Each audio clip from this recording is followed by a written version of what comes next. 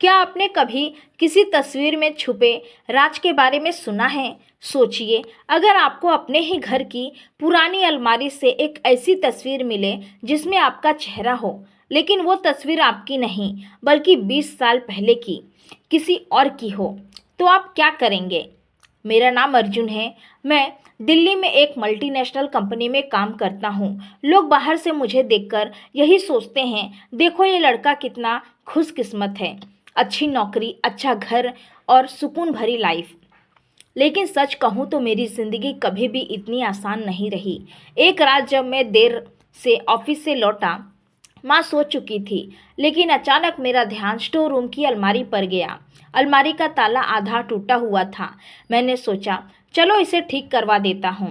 अलमारी खोली तो अंदर पुराने कागजात, धूल भरी किताबें और पीले पड़ चुके कपड़े रखे थे। इन्हीं के बीच एक पुराना फोटो फ्रेम मिला। उस तस्वीर में एक छोटा बच्चा था, चेहरे पर मासूम मुस्कान, और सबसे हैरान कर देने वाली बात यह थी कि वो बच्चा हूबहू मेरी तरह दिख रहा था। फर्क सिर्फ इतना था कि ये तस्वीर करीब 20 से 25 साल पुरानी लग रही थी। मैं घबरा गया। जैसे ही मैंने वो तस्वीर उठाई और माँ को दिखाने के लिए बढ़ा, अचानक पीछे से किसी ने मेरा हाथ पकड़ लिया। वो माँ थी। उनकी आंखों में आंसू थे और चेहरा डर से पीला पड़ गया था। कांपती आवाज में बोली, अर्जुन, ये तस्वीर फिर से मत देखना, इसे भूल जाओ। मैं सन्न रह गया। मैंने पूछा, माँ, ये बच्चा कौन है? ये मुझे जैसा क्यों दिखता है? लेकिन माँ ने कोई जवाब नहीं दिया। उन्होंने तस्वीर मेरे हाथों से छीनी और वापस ताले में बंद कर दी। उस रात मेरी आंखों से नींद गायब हो गई। मेरे दिमाग में बार बार वही सवाल घूम रहा था, आखिर वो बच्चा कौन था और माँ उसे इतना डर क्यों रही है? सुबह होते ही मैंने माँ से दोबारा पूछा, लेकिन उन्होंने ठंडी आवाज में कहा, अर्जुन, कुछ बातें अतीत में दफन ही रहने दो। सच जानकर तुम्हें सिर्फ दर्द मिलेगा। लेकिन अब मेरे लिए रुकना नामुमकिन था। मैंने तस्वीर के पीछे देखा। वहाँ हल्के अक्षरों में लिखा था, आर्यन 1998। आर्यन कौन था? आर्यन और उसकी शक्ल मेरे जैसी क्यों थी? उसी रात मैंने इंटरनेट पर पुराने रिकॉर्ड खंगालने शुरू किए। मुझे पता चला कि 1998 में हमारे ही मोहल्ले से एक आर्यन नाम का बच्चा रहस्यमयी हालत में गायब हो गया था। पुलिस ने काफ़ी खोजबीन की, लेकिन कुछ नहीं मिला और आखिरकार केस बंद कर दिया गया। मेरा दिल तेजी से धड़कने लगा। क्या वो मेरा जुड़वा भाई था या फिर कोई अजीब संयोग? लेकिन अगर ये सच था तो माँ मुझसे क्यों छुपा रही है? अगली सुबह मैंने माँ से कमरे की अलमारी का ताला तोड़ा। अंदर कुछ पुराने तस्वीरें और कुछ चिट्ठियाँ रखी थी। उनमें से एक चिट्ठी के ऊपर लिखा था, अगर ये सच अर्जुन तक पहुँचे तो उसकी ज़िंदगी हमेशा बदल जाएगी। मेरा हाथ कांपने लगा। मैं उस चिट्ठी को पढ़ने ही वाला था कि अचानक कमरे का दरवाज़ा जोर से बंद हुआ। मैंने पीछे मुड़कर देखा और मेरी रूह कांप गई। वहाँ माँ खड़ी थी, लेकिन उनकी आंखों में आंसू नहीं, बल्कि एक अजीब सा गुस्सा था और उनके हाथ में चमकता हुआ चाकू था। मैं वहीं जम सा गया। मेरी धड़कन इतनी तेज हो रही थी कि जैसे सीने से बाहर निकल जाएगी। मैंने कांपते हुए कहा, माँ, आप ये क्या कर रही हैं? माँ धीरे धीरे मेरी ओर बढ़ी और ठंडी आवाज़ में बोली, अर्जुन, मैंने तुझसे कहा था ना, इस सच से पीछे मत जाना। अगर तूने ये चिट्ठी पढ़ ली तो सब कुछ बदल जाएगा, सब कुछ खत्म हो जाएगा। मेरे हाथ में अब भी वो चिट्ठी थी। मैं जानता था कि इसे पढ़े बिना मैं कभी चैन से नहीं रह पाऊंगा। माँ का चाकू पकड़े हाथ कांप रहा था, लेकिन उनकी आंखों में पागलपन था। मैं घबरा कर बोला, माँ, सच क्या है? मुझे बता दीजिए, वरना मैं ये चिट्ठी अभी पढ़ लूँगा। तभी माँ चिल्लाई, मत पढ़ अर्जुन, मत पढ़, वरना तू मुझे खो देगा। उनकी ये बात मेरे दिल को चीर गई, लेकिन डर और जिज्ञासा दोनों मिलकर मुझे पीछे हटने नहीं दे रहे थे। मैंने झटके से चिट्ठी खोली और पढ़ने लगा।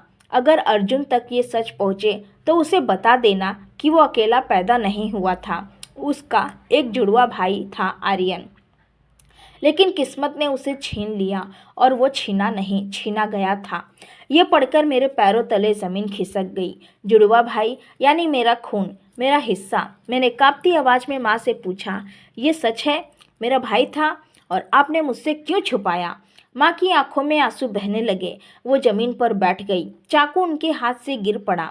टूटे हुए लहजों में बोली, माँ, हाँ, अर्जुन तेरा एक भाई था आर्यन, तुम दोनों पैदा हुए थे एक साथ, पर उसी वक्त किसी ने उसे हमसे छीन लिया।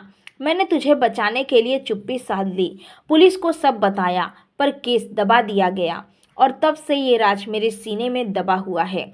मेरा सिर घूमने लगा। लेकिन माँ, किसने किसने उसे छीना? मैंने सवाल किया। माँ ने सिर झुका लिया और कहा, तेरे पापा ने, तेरे पापा के सबसे करीबी दोस्त ने।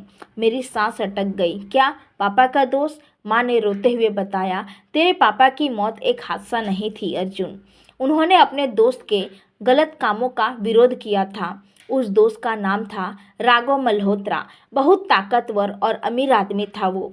उसने ही आर्यन को हमसे अलग करवा दिया। कहा, अगर चुप नहीं रहे तो तेरे दोनों बच्चों की जान जाएगी।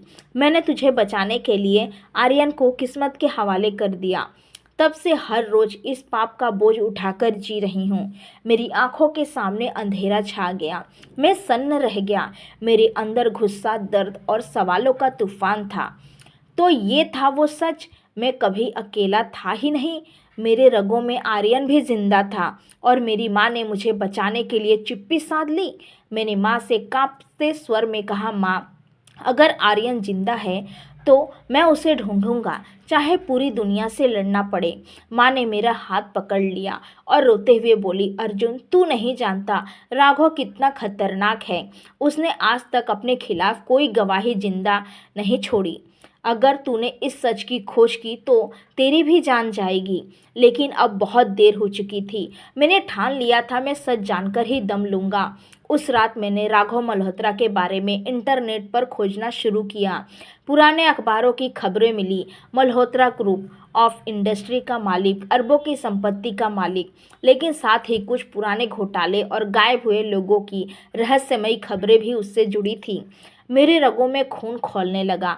कहीं न कहीं मुझे यकीन था आर्यन जिंदा है, और अगर जिंदा है तो राघव के पास ही होगा।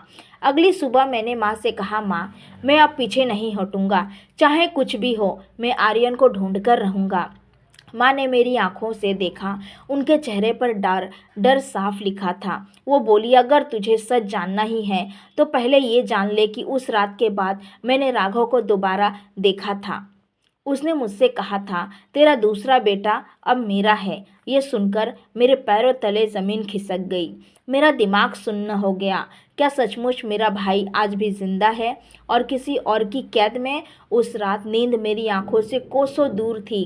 मैं छत पर खड़ा आसमान देख रहा था और मन ही मन कसम खा रहा था, आर्यन, जहाँ भी हो मैं तुझे ढूंढ लूँगा, चाहे मुझे अंधेरे में कितनी ही दूर क्यों न जाना पड़े। लेकिन मुझे नहीं पता था कि ये सफ़र मुझे ऐसे अंधेरे में ले जाएगा जहाँ से लौटना शायद मुमकिन ही न हो। अगले ही दिन में मैंने अपने भाई आर्यन को ढूंढने की कोशिश तेज कर दी। सबसे पहले मैंने राघव मल्होत्रा के पुराने रिकॉर्ड्स खंगाले। इंटरनेट से लेकर लाइब्रेरी तक, पुराने न्यूज़ आइकॉन से लेकर लोगों की जुबान तक, हर जगह उनका नाम तो रहस्य के पर्दे में था या डर की परछाइयों में। कोई भी उसके बारे में खुलकर बोलने को तैयार नहीं था, और जो बोलने की कोशिश करता उसकी आंखों में खामोशी का डर साफ झलकता। ऐसा लगता जैसे इस शहर में राघव सिर्फ इंसान नहीं बल्कि एक ऐसा साया है जिससे टकराना मौत के गले लगाने जैसा है। लेकिन मैं ठान चुका था। मैंने एक पुराना पत्रकार ढूंढ निकाला, विक्रम जोशी। उसने 15 साल पहले राघव के खिलाफ एक बड़ा स्टिंग किया था, लेकिन अचानक वो मीडिया से गायब हो गया। जब मैं उससे मिलने के उसके छोटे से घर पहुंचा तो उसने मुझे देखकर दरवाज़ा बंद करने की कोशिश की। मैंने हाथ जोड़कर कहा, सुन लीजिए अंकल, मैं दुश्मनी लेने नहीं आया, मैं सिर्फ अपना खोया हुआ भाई ढूंढना चाहता हूँ। मेरे लहजे की बेबसी देखकर उसने दरवाज़ा खोला और अंदर बुला लिया। उसका घर बिखरा हुआ था, जैसे किसी ने जानबूझकर उसकी ज़िंदगी तहस नहस कर दी हो। उसकी आंखों में थकान थी, डर था और सबसे ज़्यादा हार मानने का दर्द। उसने धीमे स्वर में कहा, बेटा, अगर तू राघव के खिलाफ गया तो तेरे साथ वही होगा जो मेरे साथ हुआ। मेरा करियर, मेरा ज़िंदगी, सब उसने छीन लिया। मैंने कांपते स्वर में पूछा, क्या आप जानते हैं आर्यन के बारे में? विक्रम जोशी की आंखें चमक उठी। उसने मेरी ओर गहराई से देखा और बोला, हाँ, मैंने सुना था राघव ने एक बच्चे को अपनाया था, लेकिन वो अपनाना नहीं था बेटा, वो कैद थी। उसे बाहर की दुनिया से काट कर रखा गया। वो बच्चा कभी किसी के सामने नहीं आया। लोग कहते हैं कि वो बच्चा राघव की कमज़ोरी है और शायद वही बच्चा तेरा भाई है। मेरे रगों में खून तेजी से दौड़ने लगा। अब मुझे यकीन था आर्यन जिंदा है। मैंने विक्रम अंकल से उसका ठिकाना पूछा। उसने कांपते होठों से कहा, राघव का एक फार्म हाउस है, शहर से बहुत दूर, घने जंगलों के बीच। सुना है वही उसकी सारी गंदी सच्चाइयाँ दबी हुई है। लेकिन बेटा, वहाँ जाना मौत को न्योता देने जैसा है। मैंने दृढ़ स्वर में कहा, अगर आर्यन वहाँ है तो चाहे मौत ही क्यों न हो, मैं वहाँ जाऊँगा। उस रात मैंने अकेले ही फार्म हाउस की ओर सफ़र शुरू किया। सड़क सुनसान था, पेड़ झूम रहे थे और हवाओं की सरसराहट मानो कोई चेतावनी दे रही थी। दिल में डर भी था, लेकिन भाई को पाने की उम्मीद उस डर पर भारी पड़ रही थी। घंटों के सफ़र के बाद जब मैं उस जगह पहुंचा तो सामने अंधेरे में एक विशाल हवेली जैसी इमारत खड़ी थी। उसके चारों ओर ऊंची दीवारें, सीसीटीवी कैमरे और हथियारबंद गार्ड। ये किसी कैद खाने से कम नहीं था। मैंने दूर से बैठकर हर गतिविधि पर नज़र रखी। अचानक मेरी नज़र एक खिड़की पर पड़ी। वहाँ से हल्की सी रोशनी झलक रही थी और उसी रोशनी की छाया में मुझे एक चेहरा दिखाई दिया। वो चेहरा बिल्कुल मेरे जैसा था। मेरी सांसें थम गई। दिल मानो चीख कर कह रहा था, वो आर्यन है। लेकिन अगले ही पल मेरे सीने में डर उतर आया। अगर ये सच है तो मेरा भाई इतने सालों से इस अंधेरे में कैद है। मैं फूट पड़ना चाहता था, उस खिड़की तक भागना चाहता था, लेकिन गार्ड्स की बंदूक और ऊंची दीवारें मुझे रोक रही थी। मैंने खुद को संभाला और धीरे से फुसफुसाया, आर्यन, तेरा भाई अर्जुन आ गया है। मैं तुझे यहाँ से निकालूंगा, चाहे पूरी दुनिया से क्यों ना लड़ना पड़े। और उसी पल जैसे किस्मत ने मेरी आवाज़ सुन ली हो, वो चेहरा खिड़की से मेरी तरफ मुड़ा। हमारी आंखें मिली। उसकी आंखों में आंसू थे और उनमें छिपी हुई पुकार थी। लेकिन अचानक पीछे से किसी ने मेरे कंधे पर हाथ रखा। मैं चौंक कर पलटा। वो राघव मल्होत्रा खड़ा था। उसके चेहरे पर डरावनी मुस्कान थी। उसने ठंडी आवाज़ में कहा, तो आखिरकार बेटा अपने भाई तक पहुंच ही गया। मेरा खून जम गया। अब खेल शुरू हो चुका था। वो राघव मल्होत्रा खड़ा था। उसकी आंखों में शिकार पर टूट पड़ने वाली दरिंदगी थी और उसने चेहरे पर एक डरावनी मुस्कान। उसने ठंडी आवाज़ में कहा, तो आखिरकार बेटा अपने भाई तक पहुंच ही गया। मेरा खून जम गया, लेकिन दिल में आग और भी भड़क रही थी। मैंने उसके सामने खड़े होकर कहा, हाँ पहुंच गया, और अब मैं उसे लेकर ही जाऊंगा। राघव जोर से हंस पड़ा। उसकी हंसी वीरान हवेली की दीवारों से टकराकर भी और भयानक लग रही थी। उसने कहा, तुझे लगता है तू अकेला इस जेल से किसी को ले जा पाएगा? मैंने इस शहर की कई जिंदगियां अपने मुट्ठी में कैद की है। तेरे जैसे कई आए और मिट्टी में मिल गए।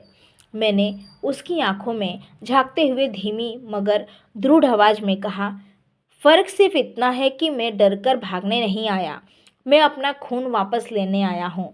तभी अचानक गार्ड्स ने पीछे पकड़ने की कोशिश की, लेकिन मैं पूरी ताकत से उनसे भिड़ गया।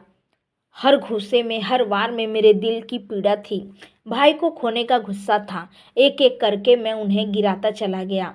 मेरी नज़र बार बार उस खिड़की पर जाती थी जहां आर्यन खड़ा था। उसकी आंखें डर और उम्मीद के बीच कांप रही थी। मैं चीख कर बोला, आर्यन बस थोड़ा और, मैं आ रहा हूँ। राघव ने गुस्से में अपनी बंदूक निकाली और मेरी तरफ तान दी। उसने दांत पीसते हुए कहा, अगर तू एक कदम और बढ़ा तो तेरे भाई को हमेशा के लिए खो देगा। उसी क्षण मुझे समझ आ गया कि अब ये खेल मौत और ज़िंदगी का है। मैंने पल भर को आंखें बंद की और अपने भीतर की सारी हिम्मत समेट कर आगे बढ़ गया। जैसे ही उसने ट्रिगर दबाने की कोशिश की, मैंने ज़मीन से उठाया हुआ पत्थर उसकी कलाई पर दे मारा। गोली दीवार से जा धंसी और मैंने झपट कर उसे ज़मीन पर गिरा दिया। यह दोनों में भयानक जंग शुरू हो गई। उसकी ताकत बहुत थी, लेकिन मेरे भीतर भाई के लिए लड़ने का जुनून उससे भी बड़ा था। आखिरकार मैंने उसे नीचे दबा दिया और उसकी बंदूक छीनकर दूर फेंक दी। मैंने उसे गुस्से से घूरते हुए कहा, तूने कई जिंदगियां बर्बाद की है, लेकिन आज तेरा खेल खत्म होगा। तभी पीछे से पुलिस की गाड़ियां आ पहुंची। मुझे समझ नहीं आया कैसे, लेकिन तभी मैंने देखा विक्रम अंकल पुलिस के साथ आ गए थे। शायद उन्होंने मुझे पीछा करते हुए सबको खबर कर दी थी। पुलिस ने राघव को पकड़ लिया और हथकड़ियाँ डाल दी। उसकी आंखों में पहली बार डर था, वो डर जो उसने दूसरों को सालों तक दिया था। मैं भागकर उस कमरे तक पहुंचा जहां आर्यन कैद था। ताले तोड़कर जैसे ही दरवाज़ा खोला, आर्यन मेरे गले लगकर फूट फूट कर रो पड़ा। उसके आंसू मेरे कंधे को भिगो रहे थे और मैं पहली बार चैन की सांस ले पाया। मैंने उसके सिर पर हाथ फेरते हुए कहा, अब कोई तुझे छीन नहीं पाएगा, अब तू आज़ाद है। कई सालों की जुदाई के बाद उस आलिंगन में हमारे टूटे हुए बचपन की हर बिखरी कड़ी जुड़ गई। पुलिस ने राघव को ले जाकर जेल में डाल दिया और उसकी सारी काली सच्चाइयाँ मीडिया के सामने आ गई। शहर की आंखों से पर्दा हट चुका था। लोग जो अब डर के साए में जी रहे थे, उन्हें पहली बार समझ आया कि सच कितना भी दबा दिया जाए, एक दिन सामने आता ही है। उस रात मैं और आर्यन घर की छत पर बैठे थे। चांदनी हमारे चेहरे पर पड़ रही थी। आर्यन ने धीमे स्वर में कहा, भाई, अगर तू मुझे लेने न आता तो शायद मैं जिंदगी भर उसी अंधेरे में सड़ता रहता। मैंने उसकी आंखों में देखते हुए कहा, नहीं आर्यन, मैं तुझे कभी नहीं छोड़ सकता था। तू मेरा खून है, मेरी सांसों का हिस्सा है। हमने एक दूसरे का हाथ कसकर थाम लिया और उसी पल मैंने ठान लिया कि हमारी कहानी लोगों तक पहुंचेगी, क्योंकि समाज को भी ये जानना ज़रूरी है कि बुराई कितनी भी बड़ी क्यों ना हो, अगर इंसान अपने डर को हराकर खड़ा हो जाए तो बुराई टिक नहीं सकती। और यही इस कहानी का संदेश है। डर इंसान को भीतर से मार देता है, लेकिन हिम्मत उसे मौत से भी बचा सकती है। समाज तब तक बंधा रहता है जब तक लोग खामोश रहते हैं। सच बोलना, अन्याय के खिलाफ खड़ा होना और अपने प्रियजनों के लिए लड़ना ही असली इंसानियत है। आज आर्यन मेरे साथ है, आज़ाद है। राघव जैसे लोग जेल की सलाखों में हैं और मैं जानता हूँ कि मेरी ये लड़ाई सिर्फ अपने भाई के लिए नहीं थी, बल्कि उन सब के लिए थी जो किसी न किसी डर की कैद में जी रहे हैं। अब वक्त है कि हर इंसान अपनी आवाज़ उठाए और इस दुनिया को अंधेरे से निकाल कर रोशनी में लाए। दोस्तों, उम्मीद करती हूँ आपको ये कहानी ज़रूर पसंद आई होगी। कहानी पसंद आई है तो वीडियो को लाइक और अपने दोस्तों को शेयर करना ना भूलें और ऐसी ही कहानियाँ सुनने के लिए हमारे चैनल को सब्सक्राइब ज़रूर करें। नोटिफिकेशन बेल को ऑल करना ना भूलें, जिससे वीडियो की आने वाली हर लेटेस्ट अपडेट सबसे पहले आपको मिले।